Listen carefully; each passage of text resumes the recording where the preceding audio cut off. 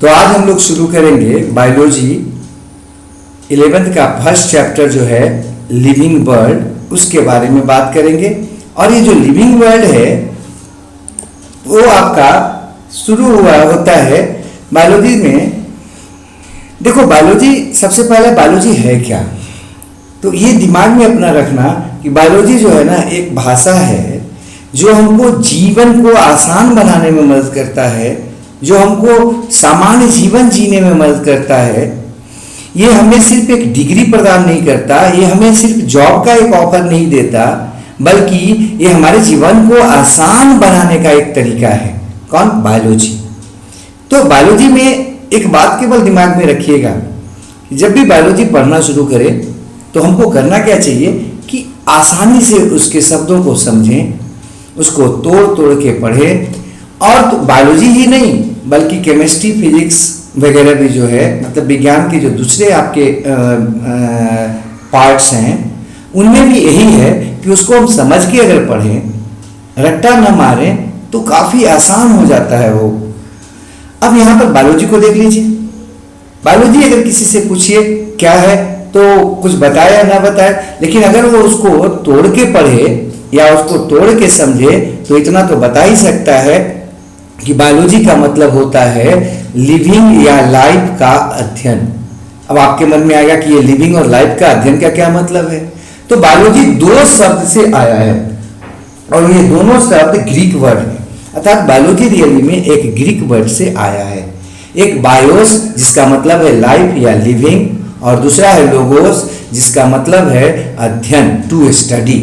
अर्थात बायोलॉजी का मतलब है स्टडी अबाउट लिविंग और लाइफ। इसमें हम जीवन का बात करते हैं, इसमें हम नेचुरल साइंस का बात करते हैं, इसमें सारे के सारे विज्ञान या और भी जो अध्ययन के क्षेत्र हैं उनका अध्ययन किया जाता है या उनके नॉलेजों को शामिल किया जाता है। इसमें कुछ बात फिजिक्स से आएगा, कुछ केमिस्ट्री से आता है, इवन कुछ ज्योग्राफी और कुछ हिस्ट्री वगैरह से भी आता है। तो आपके दिमाग में आ जाना चाहिए बायोलॉजी क्या है? लाइफ का अध्ययन या लिविंग का अध्ययन। अधिकांश जो आपके बायोलॉजी के शब्द हैं हमको बाहर इसलिए पढ़ते हैं क्योंकि वो न तो अंग्रेजी के शब्द हैं, न हिंदी के शब्द हैं और न हमारे स्थानीय भाषा के शब्द हैं। इसलिए हमको उसका जो शब्द है वो नया लगता है, लेकिन उसको अगर आप एक बार, दो बार, चार बार पढ़ लेंगे तो क्या होता है वही शब्द बार बार आता है, क्योंकि प्रत्येक लैंग्वेज का क्या होता है अपना कुछ वोकैबुलरी होता है लिमिट संख्या में। तो बायोलॉजी के कुछ वोकैबुलरी को अगर हम दिमाग में रख लें तो बायोलॉजी काफ़ी आसान हो जाएगा। अब बायोलॉजी के जो शब्द हैं वो आए कहाँ से हैं? अधिकांश जो बायोलॉजी के शब्द हैं वो या तो ग्रीक के हैं या लैटिन के हैं। ग्रीक जो है ना वो आपके ग्रीस या यूनान की एक भाषा है, हाँ, वहाँ से आई है आपका ग्रीक वर्ड्स। जबकि लैटिन जो लैंग्वेज है, जो इटली का आपका लैंग्वेज है, वहाँ से आया है कौन? लैटिन जो वर्ड्स हैं। तो यहाँ पर देखिए अभी बायोलॉजी का जो वर्ड था बायोस और लोगोस, वो किससे आया है? ग्रीक भाषा से आया है। बायोस जिसका अंग्रेजी में मतलब है लाइफ, लोगोस जिसका मतलब है अध्ययन। इसी तरह से बायोलॉजी के अधिकांश जो शब्द हैं, जो पुराने शब्द हैं वो ग्रीक के हैं, मतलब ग्रीस से आए हैं, और जो नए शब्द हैं, आधुनिक शब्द हैं, वो आपके लैटिन के हैं। और वो कहाँ से आए हैं? इटली से आए हैं। जो लैटिन लैंग्वेज है वो आपका रोम के नज़दीक एक छोटा सा स्थान है और वहाँ से निकले हैं। उस स्थान को हम क्या बोलते हैं? लैटिन या लैटियम। शायद आप जानते होंगे रोम जो है वो इटली का कैपिटल है। तो उसी के आपके बगल का एक छोटा सा स्थान है लैटिन या लैटियम, वहाँ से जो है ना लैटिन लैंग्वेज आया है और उसके शब्द हैं जो आपके बायोलॉजी में खूब उपयोग होते हैं, आधुनिक बायोलॉजी में। यहाँ तक पढ़ने के बाद अब आपके दिमाग में आएगा कि जीवन क्या है, लाइफ क्या है। तो लाइफ जो है वो एक पावर का रूप है, स्टेट है, जो ना तो देखा जा सकता है न छुआ जा सकता है, सिर्फ और सिर्फ महसूस किया जा सकता है। अब आपके दिमाग में आएगा कि लाइफ न देखा जा सकता है, न छुआ जा सकता है, सिर्फ महसूस किया जा सकता है। इसका मतलब क्या है? देखो, पावर जो है, पावर को हम किसी भी तरह से न तो देख सकते न छू सकते हैं। अगर हम देख सकते या छू सकते तो क्या होता, कितना अच्छा होता कि किसी भी पावर के रूप को, जैसे इलेक्ट्रिसिटी है, विंड है, उसको हम जहां चाहते वहां इकट्ठा कर सकते थे। हाँ, उसके लिए ना तो हमको अलग से कोई बैटरी बनाना पड़ता, ना कोई और यंत्र बनाना पड़ता जो हमको क्या करता, हमको उन्हें स्टोर करने में या अपने मन माफिक यूज करने में मदद करता। तो फिर लाइट क्या हो गया? स्टेट ऑफ पावर हो गया। क्यों भाई? तो पावर के बारे में आपको बताया है कि पावर जो होता है वो करता क्या है? पावर काम करने का क्षमता देता है, कैपेसिटी देता है, काम करने का क्षमता। तो अगर हमने लाइफ न रहे तो क्या होगा? अगर हम लाइफ न रहे हमने तो क्या होगा? हमारा हार्ट काम करना बंद कर देगा, हम जो है ना वो बात करना बंद कर देंगे, हमारा हार्ट जो है ना वो काम करना बंद किया, हमारा लंग्स जो है ना वो काम करना बंद कर देगा। अर्थात हमारे बॉडी के जो पार्ट्स हैं, डिफरेंट पार्ट्स हैं, वो काम किसके कारण करते हैं? लाइफ के कारण ही करते हैं। और कोई भी वैसा आपका कंपोनेंट जो काम करने का क्षमता देता है वो पावर कहलाता है। हम लोग पढ़ लिए। तो अब आता है कि डेथ क्या है। आपके दिमाग में आ रहा होगा कि आखिर लाइफ जब पावर, स्टेट ऑफ पावर है, तो लाइफ रहता कहां पर है? लाइफ जो होता है वो प्रोटोप्लाज्म के एक्टिविटी में रहता है, प्रोटोप्लाज्म के एक्टिविटी में होता है। अर्थात हमारा जो शरीर का प्रोटोप्लाज्म है, सेल का प्रोटोप्लाज्म है, वो काम करता है और उसी के कारण हम क्या रहते, जिंदा रहते हैं, हम में लाइफ रहता है। अब बात आगे बढ़ता है कि डेथ क्या है। डेथ में क्या होता है? डेथ जो है ना, चूंकि एक्टिविटी जो प्रोटोप्लाज्म ही क्या है, लाइफ के लिए रिस्पॉन्सिबल है। अर्थात एक्टिविटी जो होता है प्रोटोप्लाज्म का, उसका सिसेशन या उसका स्टॉपेज जो है वो क्या कहलाता है? डेथ कहलाता है। तो डेथ क्या है? Is the stoppage of activities of और द प्रोटोप्लाज्म। ठीक है, प्रोटोप्लाज्म के एक्टिविटीज का रुक जाना ही क्या है? डेथ है। अर्थात हम ना तो लाइफ को देख सकते लेकिन प्रोटोप्लाज्म को देख सकते हैं, और प्रोटोप्लाज्म ही हमारे लाइफ का फिजिकल बेसिस है। तो लाइफ दिमाग में आ जाना चाहिए।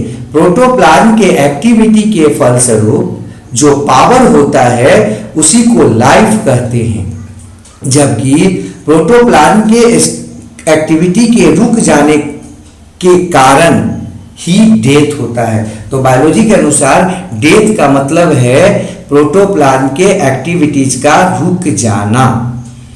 अब है प्रोटोप्लाज्म। हम प्रोटोप्लाज्म पर चलते। प्रोटोप्लाज्म क्या है? प्रोटोप्लाज्म जो होता है वो आपका फिजिकल बेसिस है लाइफ का। वो रहता कहाँ है? सेल में रहता है।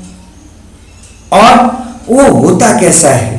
वो विस्कस जेली लाइक मटेरियल है जो सेल मेम्ब्रेन के द्वारा बाउंडेड होता है और कैपेबल होता है केमिकल एनर्जी को बायोलॉजिकल एनर्जी में कन्वर्ट करने में। अर्थात प्रोटोप्लाज्म जो है वो आपका महत्वपूर्ण कंपोनेंट है। उसका जो एक सबसे महत्वपूर्ण प्रॉपर्टी है वो ये है कि ये आपके बॉडी में केमिकल एनर्जी को बायोलॉजिकल एनर्जी में कन्वर्ट कर देता है, और इसके इसी एक्टिविटी के कारण, इसी कैपेसिटी के कारण ये बाकी जो मटेरियल्स होता है उससे अलग होता है। प्रोटोप्लाज्म हम बना सकते हैं। प्रोटोप्लाज्म बना होता किसका है? प्रोटोप्लाज्म बना होता है वाटर का। प्रोटोप्लाज्म बना होता है किसका है? प्रोटीन का। 90% से ऊपर उसमें क्या होता है? 90% से एबव उसमें पानी होता है। ठीक है, उसमें और क्या होता है? उसमें वाटर के अलावे प्रोटीन होता है 7 to 8%। उसके बाद उसमें डिफरेंट एंजाइम्स होते हैं, उसमें कार्बोहाइड्रेट्स होते हैं, उसमें फैट्स होते हैं, मतलब प्रोटोप्लाज्म को आराम से बनाया जा सकता है, लेकिन प्रोटोप्लाज्म हम बना नहीं पाते क्योंकि उसका ये जो कैपेसिटी है, क्या, केमिकल एनर्जी को बायोलॉजिकल एनर्जी में कन्वर्ट करने का, वो हम नहीं कर पाते। ठीक है, तो अब हम आगे बढ़ते, और वो जो है ना, वो आपका बात आगे बढ़ने में वो ये है कि ये आपका जो होता, हाँ, तो इसको हम अब डेथ का बात का क्या सबसे बड़ा गुण है कि capable of transforming of chemical energy into biological energy, सबसे महत्वपूर्ण इसका गुण है, लक्षण है ये। और इसी प्रॉपर्टी के कारण प्रोटोप्लाज्म बाकी मटेरियल से अलग होता है। ठीक है, उसके बाद जो केमिकल एनर्जी है वो है क्या, थोड़ा सा समझ लीजिए। केमिकल एनर्जी जो होता है वो बॉन्ड एनर्जी होता है। तो केमिकल एनर्जी का बात जब भी हो तो आपके दिमाग में आ जाना चाहिए वो बॉन्ड एनर्जी है जो इलेक्ट्रॉन के पेयरिंग के कारण होता है। ठीक है, इलेक्ट्रॉन का पेयरिंग के कारण जो आप उसको कहते हैं हम क्या, बॉन्ड एनर्जी। और बायोलॉजिकल एनर्जी क्या है, बायोलॉजिकल एनर्जी जो है ना, वो एनर्जी था जो आपका क्या कर रहा था, जो हमारे लिविंग एक्टिविटीज के लिए रिस्पॉन्सिबल था, लाइफ एक्टिविटीज के लिए रिस्पॉन्सिबल था। अब हम थोड़ा सा प्रोटोप्लाज्म को देखते हैं, फिगर से, फोटो से देखते हैं। एक प्लांट सेल लेते हैं।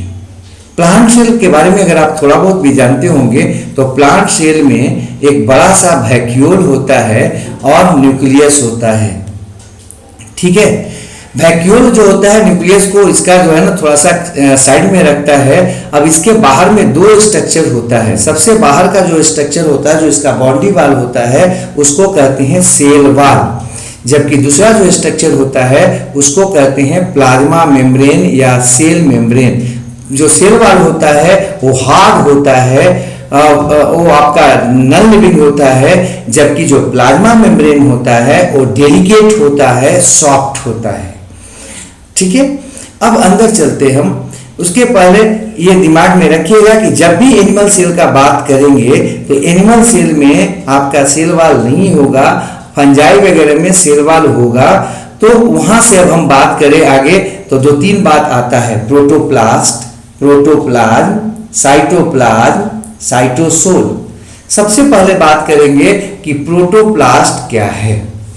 तो प्रोटोप्लास्ट क्या होगा, किसी भी सेल में सेल वाल के अंदर जो भी मटेरियल्स हैं उन सब को एक साथ प्रोटोप्लास्ट कहते हैं। तो प्रोटोप्लास्ट क्या है, फिर से बोल देते, सेल और स्ट्रक्चर्स और मटेरियल्स, और स्ट्रक्चर्स और materials present inside cell wall. Cell wall के अंदर जो भी स्ट्रक्चर और मटेरियल्स है उन सब को एक साथ क्या कहते हैं, प्रोटोप्लास्ट कहते हैं। इसमें आपका सेल मेम्ब्रेन है, न्यूक्लियस है, साइटोप्लाज्म है, वैक्यूल है, सब आ जाएगा। तो प्रोटोप्लाज्म जो है ना वो प्लांट सेल में होगा, प्रोटोप्लाज्म फंजाई में होगा, लेकिन कभी भी प्रोटोप्लास्ट का बात एनिमल सेल में नहीं करेंगे क्योंकि उसमें सेल वाल नहीं होता।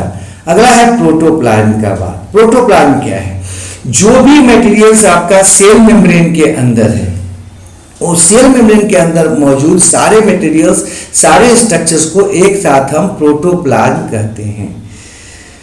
प्रोटोप्लाज्म जो होता है वही आपका जो अभी पीछे पढ़े थे कि विस्कस होता है, जेली लाइक होता है। मतलब इस प्रोटोप्लाज्म का बात कर रहे थे जो सेल मेम्ब्रेन के अंदर था, और सेल मेम्ब्रेन के अंदर ये विभिन्न एक्टिविटीज के लिए रिस्पॉन्सिबल था। उन एक्टिविटीज को एक साथ हम मेटाबॉलिज्म कहते हैं। हाँ, प्रोटोप्लाज्म के अंदर जो भी बायोकेमिकल एक्टिविटीज होता है उन सारे के सारे एक्टिविटीज को हम एक साथ क्या कहते हैं, प्रोटोप्लाज्मिक एक्टिविटीज को मेटाबॉलिज्म कहते हैं। तो ये जो आपका है प्रोटोप्लाज्म, उसके बारे में देखिए, ये फिजिकल बेसिस ऑफ लाइफ है, ध्यान रखिएगा, और ये साइट है मेटाबॉलिज्म का। इसके कारण ही हम लोग क्या हैं, लिविंग हैं। जो भी एक्टिविटीज है प्रोटोप्लाज्म का वो हमको जिंदा बनाए रखे हुए है। और ये एक्टिविटी दो प्रकार का होता है, एनाबॉलिज्म और कैटाबॉलिज्म। एनाबॉलिज्म जो होता है कंस्ट्रक्टिव होता है, जबकि कैटाबोलिज्म जो होता है वो डिस्ट्रक्टिव एक्टिविटीज होता है। ठीक है, अब हम आगे बढ़ते। साइटोप्लाज्म किसको कहते हैं? साइटोप्लाज्म जो होता है वो आपका सारा का सारा मटेरियल्स या स्ट्रक्चर जो प्रोटोप्लाज्म के अंदर है उसमें से न्यूक्लियस को और वैक्यूल को केवल छोड़ दें, तो बाकी जो भी आपका बचेगा वो सब के सब साइटोप्लाज्म कहते हैं। अभी क्या देखे हम कि प्रोटोप्लाज्म जो था उस पूरे के पूरे मटेरियल्स को, स्ट्रक्चर्स को कह रहे थे जो आपका सेल मेम्ब्रेन के अंदर था, और ये मेटाबॉलिज्म के लिए रिस्पॉन्सिबल है। मेटाबॉलिज्म के लिए रिस्पॉन्सिबल है मतलब कि ये आपका बायोकेमिकल एक्टिविटीज के लिए रिस्पॉन्सिबल था, और इसी के कारण हमारा लाइफ था। यही आपका प्रोटोप्लाज्म में गतिविधियां बंद हो जाती हैं, एक्टिविटीज बंद हो जाता है, तो हम कैसे हो जाते हैं? डेड हो जाते हैं। ये आपका मेटाबॉलिक एक्टिविटीयां दो प्रकार की थी, एक एनाबॉलिक मतलब कंस्ट्रक्टिव और दूसरा कैसा? कैटाबॉलिक मतलब डिस्ट्रक्टिव। अब जो प्रोटोप्लाज्म था उसके बाद हम साइटोप्लाज्म का बात कर रहे थे, तो साइटोप्लाज्म में क्या हो गया? Protoplasm minus nucleus minus vacuole, मतलब प्रोटोप्लाज्म में से साइटोप्लाज्म अगर निकालना है तो उसमें से कौन अलग कर ले? न्यूक्लियस और वैक्यूल को अगर हटा ले या अलग कर दे तो बाकी सारे के सारे स्ट्रक्चर, सारे के सारे मटेरियल्स क्या कहलाएंगे? साइटोप्लाज्म कहलाएंगे। लेकिन साइटोप्लाज्म जो है उसमें से सेल ऑर्गेनेल्स को अगर अलग कर दें तो जो आपका लिक्विड पदार्थ है, उसका लिक्विड पार्ट है उसका, वो क्या कहलाता है? साइटोसोल कहलाता है, जो हमारा आपका साइटोप्लाज्म का लिक्विड है। जैसे इसका तुलना आप चाय से कर सकते हो। सेल ऑर्गेनेल्स समझ लो, उसमें जो है ना चाय में चाय पत्तियां डाली जाती हैं, उसमें जो है ना और आपका अदरक वगैरह जो होता है सो डाला जाता है, तो कई प्रकार की मटेरियल्स या पदार्थ उसमें डाले जाते हैं। हाँ, उसमें आपका जो है ना इलायची डाला जाता है। अगर उसको छान ले हम, छानने के बाद जो आपका पदार्थ उसका बचता है उसको हम लोग क्या कहते हैं? चाय कहते हैं, जिसको हम पीते हैं। अब ये जो चाय है जो पी रहे हैं अभी, वो साइटोसोल है एक तरह से, अर्थात साइटोप्लाज्म में से उसी तरह से सबको हटा ले हम तो क्या बचेगा? तब आपको साइटोसोल बचता है। अब ये सेल ऑर्गेनेल्स क्या है? तो किसी भी सेल के अंदर जो फंक्शनल स्ट्रक्चर्स होते हैं, न्यूक्लियस को छोड़कर या वैक्यूल को छोड़कर, वो सब के सब यहाँ पर क्या कहलाते? सेल ऑर्गेनेल्स कहलाते हैं। मतलब functional structure of cytoplasm is called क्या? Cell organelle. सेल ऑर्गेनेल क्या है? सेल साइटोप्लाज्म के अंदर काम करने वाले सारे स्ट्रक्चर्स। ठीक है, अब हम थोड़ा सा आगे बढ़ेंगे। ठीक है, जो बात करते हैं ये आपका ग्रीक फिलोसफर एरिस्टोटल के काम से हुआ शुरू। एरिस्टोटल जो थे वो करीब 384 टू 322 बीसी उनका आपका कार्यकाल रहा है, और उनको हम फादर ऑफ बायोलॉजी बोलते हैं क्योंकि वो पहला शख्स था जो आपका तो एरिस्टोटल जो है ना, उन्होंने क्या किया? एक किताब लिखा जिसका नाम था हिस्टोरिया एनिमलियम, और इस हिस्टोरिया एनिमलियम में करीब 500 जानवरों के बारे में बताया। हाँ, जैसे हम लिखते हैं ना आपका ऐसे, वैसे उन्होंने उसमें डिस्क्राइब किया 500 जानवरों के बारे में, और इसीलिए उनको हम लोग क्या बोलते हैं? फादर ऑफ बायोलॉजी बोलते हैं, क्योंकि उन्होंने पहला बार लिविंग बीइंग का जो अध्ययन था, स्टडी था, वो सिस्टमेटिक वे में लिखित रूप में शुरू किया। ठीक है, एरिस्टोटल जो थे वो आपके रहने वाले कहाँ के थे? ग्रीस के थे वो। और उन्होंने क्या किया? उन्होंने सबसे पहला काम यही किया कि लिविंग बीइंग का जो स्टडी था वो आपका सिस्टमिक वे में लिखित रूप में शुरू किया। उसके बाद हम उनको फादर ऑफ जूलॉजी भी इसी कारण से बोलते हैं, क्योंकि उन्होंने सबसे पहले जो आपका स्टडी शुरू किया था वो एनिमल का किया था, और एनिमल के स्टडी के कारण ही उनके किताब का नाम पड़ा हिस्टोरिया एनिमलियम। हिस्टोरिया जो शब्द है वो आया है हिस्ट्री से, मतलब के बारे में। हाँ, और एनिमलियम का मतलब है एनिमल के बारे में। किसके बारे में बाबू? एनिमल के बारे में। हम जो है ना हिस्टोरिया एनिमलियम का बात करते हैं। हिस्टोरिया एनिमलियम में कितने आपके करीब 500 एनिमल के बारे में बताया गया था। किसके द्वारा? एरिस्टोटल के द्वारा, और इसीलिए इसका नाम क्या पड़ा? एनिमल्स का हिस्ट्री। हाँ, history of animals, Historia animal. इनमेलिया या इनमेलियम, और इसके फादर एरिस्टोटल जो है ना, इसी के कारण, इस किताब के कारण ही फादर ऑफ बायोलॉजी या फादर ऑफ जूलॉजी के नाम से प्रसिद्ध हुए या जाने जाते हैं। अब जो बायोलॉजी शब्द है उसको एरिस्टोटल साहब ने नहीं दिया, बल्कि इस शब्द को दिया था लेमार्क साहब ने, जो फ्रांस के रहने वाले थे, और रिवायरेनस साहब ने दिया, रिवायरेनस ने दिया, जो जर्मनी के रहने वाले थे, जर्मनी के वैज्ञानिक थे। इसका ईस्वी सन था 1802। एरिस्टोटल का काम था हिस्टोरिया एनिमेलियम को देना, या हिस्टोरिया एनिमेलियम दिया उन्होंने, और उसी के कारण, उस किताब के कारण ही इनका नाम आपका फादर ऑफ जूलॉजी या फादर ऑफ बायोलॉजी के रूप में लिया जाता है। जबकि आपका बायोलॉजी शब्द जो है वो दिया गया था किसके द्वारा? लेमार्क के द्वारा और रिवायरेनस के द्वारा, या ट्रिवायरेनस लोग इसको पढ़ते, ये जर्मनी के साइंटिस्ट थे। ईस्वी सन था 1802, 1802। ठीक है, अब हम बात मेटाबॉलिज्म के बारे में थोड़ा सा डिटेल से करना था। जैसे मेटाबॉलिज्म को हम लोग आगे पीछे पढ़ेंगे, लेकिन यहाँ पर बोर्ड से थोड़ा सा समझने का कोशिश करते हैं मेटाबॉलिज्म को, क्योंकि अभी भी लोगों में कैटाबॉलिज्म और एनाबॉलिज्म में प्रॉब्लम है, समस्या है। तो बात करते हैं बोले तो आपके दिमाग में एक बात आ जानी चाहिए, और वो बात क्या है कि मेटाबॉलिज्म मतलब प्रोटोप्लाज्मिक एक्टिविटी, प्लाज्मिक एक्टिविटीज,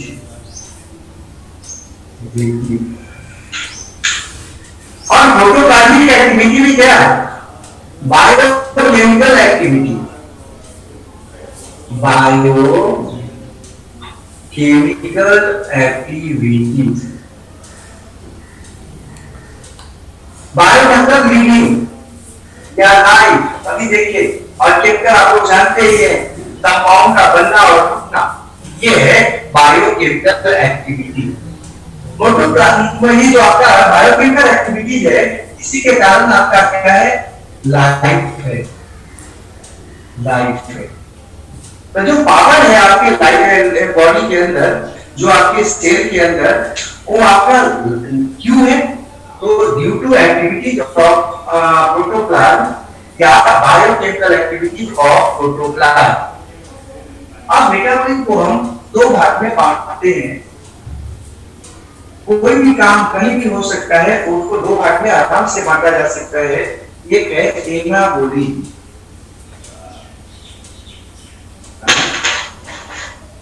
एक है एनाबॉलिज्म। जैसे ही एनाबॉलिज्म बोला जाएगा, आपके दिमाग में क्या बात आनी चाहिए वो ऊपर भी देखेंगे। और दूसरा है कैटाबॉलिज्म, कैटाबॉलिज्म। एनाबॉलिज्म अगर आपको बोला जाता है तो आपके दिमाग में ये बात आ जानी चाहिए कि एनाबॉलिज्म का मतलब है ये आपका रिस्पॉन्सिबल था किसके लिए भाई? लाइफ के। एनाबॉलिज्म का मतलब है constructive activities, constructive activities, constructive activities. और कैटाबॉलिज्म का मतलब है डिस्ट्रक्टिव एक्टिविटीज, एक्टिविटीज। कंस्ट्रक्शन और डिस्ट्रक्शन क्या है भाई? कंस्ट्रक्शन जैसे ही कहा जाएगा तो हमेशा ध्यान रखिएगा, इसमें होगा सिंपल टू कॉम्प्लेक्स। वैसे एक्टिविटी जिसमें सिंपल जो है ना कॉम्प्लेक्स में कन्वर्ट हो, उसको कहते हैं कंस्ट्रक्टिव एक्टिविटीज। और वैसा एक्टिविटीज जिसमें कॉम्प्लेक्स का कन्वर्शन हो, कॉम्प्लेक्स टू सिंपल, सिंपल के रूप में, उसको कहते हैं डिस्ट्रक्टिव एक्टिविटी। ठीक है, कॉम्प्लेक्स अगर सिंपल में कन्वर्ट हो जाए तो उसको कहेंगे डिस्ट्रक्टिव, और अगर सिंपल कॉम्प्लेक्स में कन्वर्ट हो तो उसको कहेंगे कंस्ट्रक्टिव। अब इसका एग्जांपल देख लो आप। इसका एग्जाम्पल है फोटोसिंथेसिस या प्रोटीन सिंथेसिस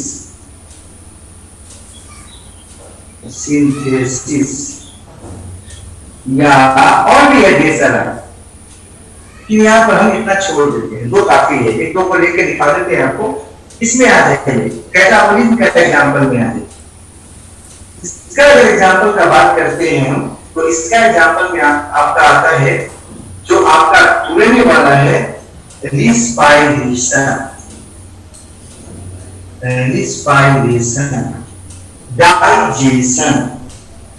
ये जो है ना डाइजेशन कुछ हद तक इसमें आता है। ये चीज ऐसे डाइजेशन का कुछ जो पार्ट है वो आपका आ जाता है किसमें बाबू, वो आपका कंस्ट्रक्टिव वे में आता है।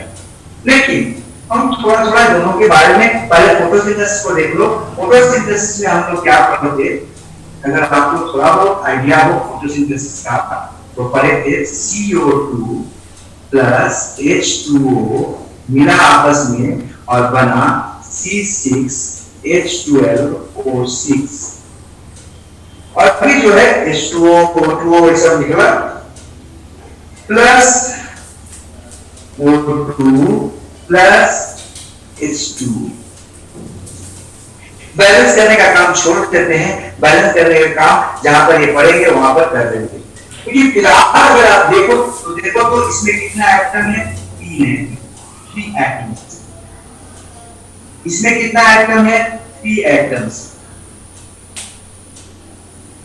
ठीक है, 3 एटम का ये आपका मॉलिक्यूल है, वो 3 एटम का मॉलिक्यूल है। लेकिन इसको अगर आप देखो तो इसका मॉलिक्यूल की संख्या कितना हो जाएगा, इसमें कितना एटम है इस मॉलिक्यूल में, 24 एटम्स। तो देखो तो ये 3 एटम का है और जो बनाया है वो 24 एटम का है, प्लस इधर जो है 2 मॉलिक्यूल है, इधर अगर आप लेके चलो तो 3 मॉलिक्यूल बना है। तो देखो तो कॉम्प्लेक्सिटी बढ़ा है घटा है, कॉम्प्लेक्सिटी बढ़ा है। और अगर ऐसा कुछ हो तो इसको हम लोग क्या कहेंगे, कंस्ट्रक्टिव एक्टिविटी कहेंगे।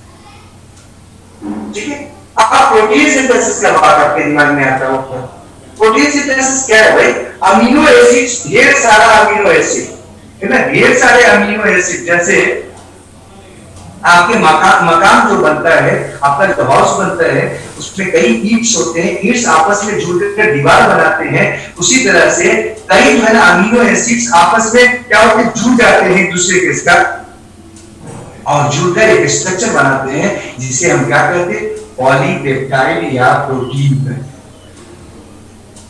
तो ये कंस्ट्रक्टिव का मतलब समझ लेना है, सिंपल टू कॉम्प्लेक्स। यहां पर बात करते हैं डिस्ट्रक्टिव में एक डिस्पायरेशन का उदाहरण ले लेते हैं। इसका भी लेना है ले सकते हो, लेकिन हम डिस्पायरेशन का बात ले रहे हैं। डिस्पायरेशन में क्या होता है, याद करो, C6H12O6 ये आपका टूट गया CO2 प्लस H2O में। आप जस्ट देख लीजिए, इधर जो है ना, इधर आपका 24 एटम्स का है, 24 एटम्स का है, जबकि इधर क्या हो गया, 3 एटम्स के रूप में टूट गया, 3 एटम्स और 3 एटम्स मॉलिक्यूल के रूप में टूट गया। तो बताओ यहाँ कॉम्प्लेक्सिटी बढ़ा या कम हुआ, कॉम्प्लेक्सिटी यहाँ बढ़ा या कम हुआ, तो कम हुआ भाई, और इधर क्या हुआ, बढ़ा। तो इनामोनिक एक्टिविटी और आपका कैटाबोलिक एक्टिविटी एकदम दिमाग में रहना चाहिए। कई बार आपको कंफ्यूजन हो सकता है नाम में, एनाबोलिक में टूटता है कि कैटाबोलिक में टूटता है, डिस्ट्रक्शन किसमें होता है, एनाबोलिक में कि कैटाबोलिक में। तो उसका सिंपल सा तरीका है, क्या करना, इसको आप बोल लेना एक दो बार, तो दिमाग में आ जाएगा, क्या, काटाबोलिज्म। काटा मतलब काट दिया, मतलब तोड़ दिया। तो कैटाबोलिज्म जैसे ही आएगा तो आपके दिमाग में आ जाना चाहिए तोड़ने वाला प्रोसेस, प्रोटोप्लाज्म। ठीक है, कंस्ट्रक्टिव अगर हो तब एनाबोलिक। तो आप लोग इसे कैसे दिमाग में रखना है, फिर से बोलते हैं, कैटा कैटा काटा, काटा है ना, CATA काटा, तो काटने वाला काम, तो क्या होता है डिस्ट्रक्शन, काटने में तो छोटा वाला नहीं होगा। और एनाबोलिक जस्ट उसका उल्टा, तो अगर कैटाबोलिक भी अगर आपके दिमाग में रहे तो एनाबोलिक परफेक्ट खुद ब खुद आ जाएगा। तो ये दोनों बात अपने दिमाग में आपके घुस जाना चाहिए, आ जाना चाहिए।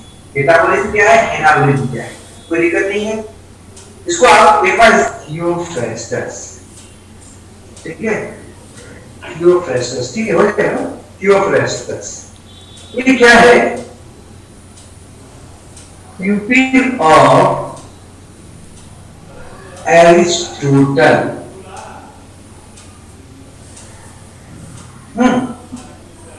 ठीक है, प्यूपिल ऑफ थेल्स है, सुकरात है, ठीक है, और जो है ना आपका प्लेटो है, वो सब के सब जो है ना एक दूसरे के गुरु शिष्य के रूप में यहाँ से वहां पे कह लीजिए और अटैच थे। अब ये थियोफ्रेस्टस से जो है ना वन थे प्यूपिल ऑफ एरिस्टोटल थे, इनका एक किताब आया, he wrote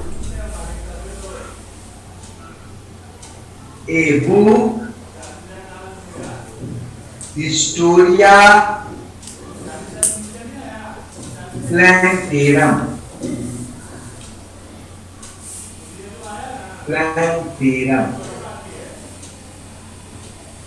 Historia Plantarum, and describe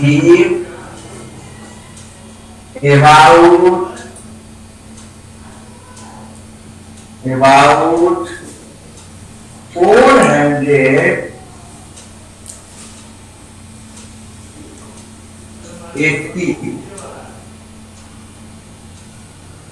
plants, ठीक है। कैसा शीर्ष है या कैसा वहां पहले की सभ्यता थी, जिसे हम लोग धीरे धीरे जो है ना अब दो और लोग की सभ्यता में बदल चुके हैं।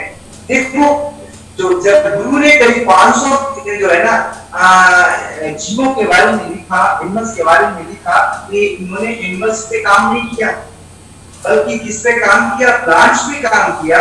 और काम भी क्या किया, उसकी जो प्लांट्स पे जो काम किया वो उसकी संख्या अपने गुरु के ऑर्गेनिज्म की संख्या से कम रखी। 480 प्लांट्स के बारे में उन्होंने स्टडी किया, उसमें लिखा, तो जैसा रख किया, लेकिन उसमें लिखा पोलैरिटी के बारे में। और एंड हो गया, then as father of botany,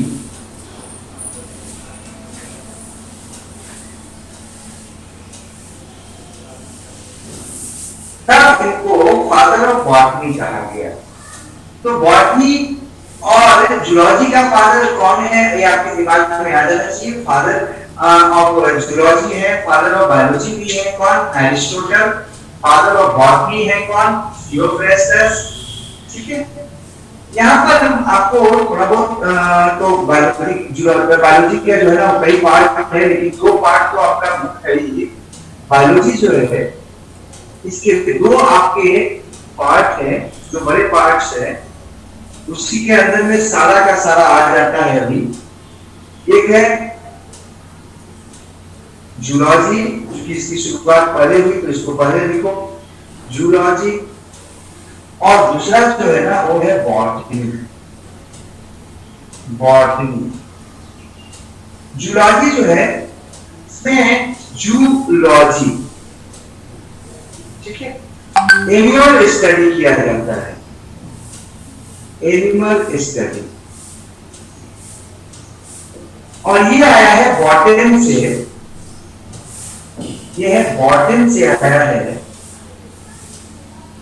और जिसका मतलब होता है हर्ब्स या प्लांट्स। तो इसका मतलब इसमें क्या है, प्लांट स्टडी जब हम करते हैं,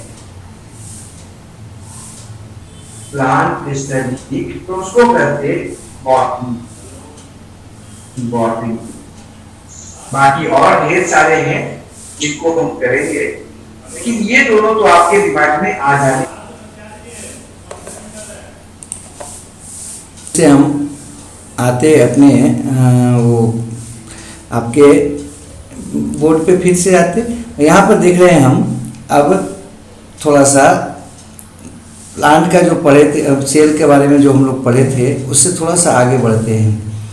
जो प्रोटोप्लाज्म शब्द था वो सर्वप्रथम दिया कौन था? तो प्रोटोप्लाज्म शब्द जो है सर्वप्रथम दिया गया वो परकिंजे साहब के द्वारा, और उसके बाद दोबारा इसका यूज किया गया ह्यूगो वॉन मॉल के द्वारा।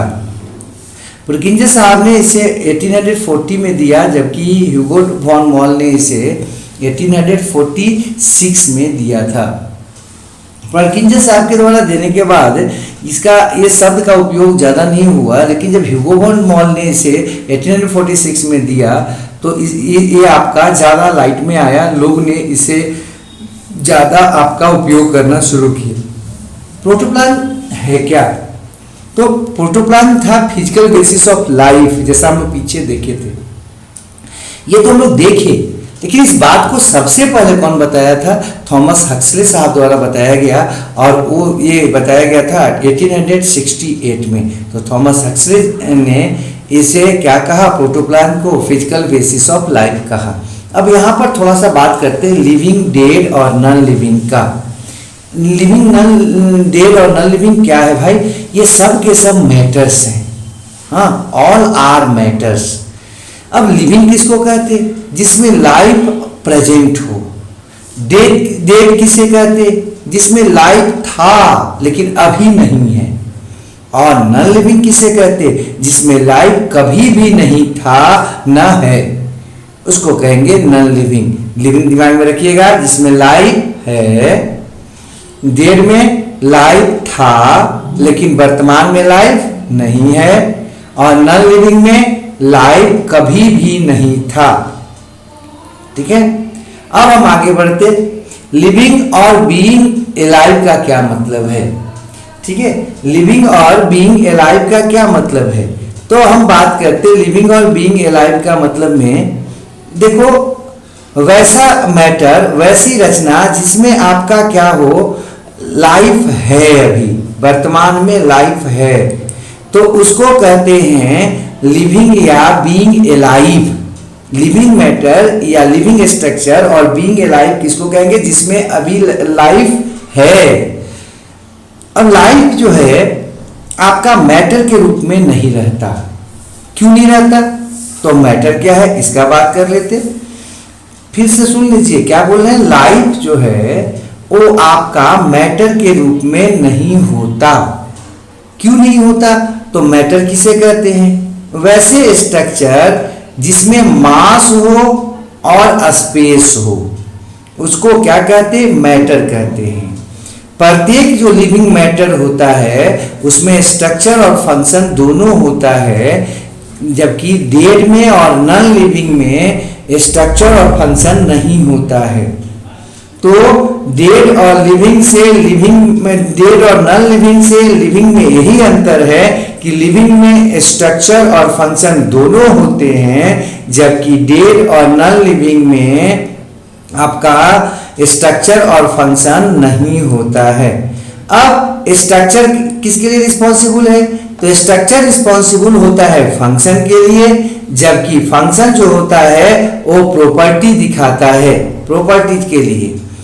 ठीक है, तो आपका फंक्शन जो होता है वो रिस्पॉन्सिबल है किसके लिए? प्रॉपर्टी के लिए। अर्थात कह सकते हो कि लाइफ जो है वो रिस्पॉन्सिबल है फंक्शन के लिए, ऑर्गेनिज्म का या लिविंग मैटर का। लिविंग मैटर में जो भी आपका फंक्शन है उसके लिए रिस्पॉन्सिबल कौन होता है? तो आपका लिविंग बीइंग या लाइफ, उसमें आपका उसको क्या करता है? कैपेसिटी देता है। और फंक्शन जो उसका होता है वो क्यों होता है? उसका उसके प्रॉपर्टी के फंक्शन के कारण उसका प्रॉपर्टी होता है। तो लिविंग बीइंग का जो प्रॉपर्टी होता है वो किसके कारण होता है? तो लिविंग बीइंग का जो प्रॉपर्टी है वो उसके स्ट्रक्चर के फंक्शन के कारण होता है। ठीक है, अर्थात सेल जो है वो बेसिक यूनिट है लाइफ का, और सभी लिविंग ऑर्गेनिज्म जो होते हैं, वायरस है, वायरॉइड है, प्राइन है, इन तीनों को छोड़कर उसका जो बेसिक यूनिट होता है वो कौन होता है? सेल होता है। तो सेल जो है वो आपका बेसिक यूनिट है किसका? लाइफ का। सभी लिविंग बीइंग में किसको छोड़कर? वायरस को छोड़कर, वायरॉइड को छोड़कर और प्राइन को छोड़कर। ठीक है, अगला दिन बाकी जो है ना वो अगला दिन पढ़ते हैं।